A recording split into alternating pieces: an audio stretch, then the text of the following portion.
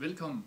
I dag skal vi snakke om oplysningstiden, som var fra 1790 til 1690 til 1780. Og idealerne i oplysningstiden, det var frihed og ansvarlighed, som blev sat i system og forbundet med en ny forestilling om social og politisk lighed.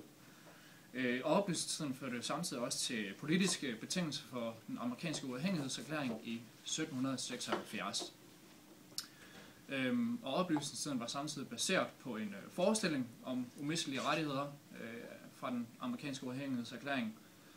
Og samtidig så påpeger den her amerikanske uafhængighedserklæring, at alle mennesker er skabt lige og dermed har umistelige rettigheder. Og det her med, at man har umistelige rettigheder, det er sådan noget som retten til liv og frihed og stræben efter lykke. Og påberåbelsen af lige rettigheder kom fra de her franske oplysningsfilosofer, som udtænkte et nyt syn på borgere og samfund. Der blev så dermed introduceret en forestilling om et egentligt demokrati,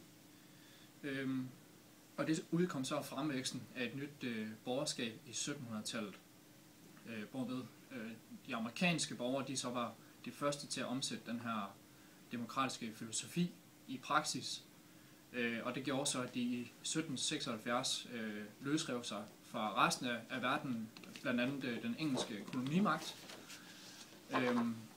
Og efter Syvårskrigen, der vandt amerikanerne så med hjælp fra Frankrig, og det gjorde så, at England måtte erkende, at amerikanerne de så var vandt den her uafhængighed.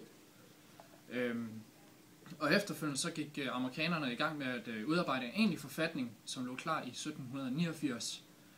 Og derefter så udgjorde en behandling 10 tilføjelser i den her efterbehandling. Og de her tilføjelser, de var så med til at præcisere amerikanernes grundlæggende rettigheder.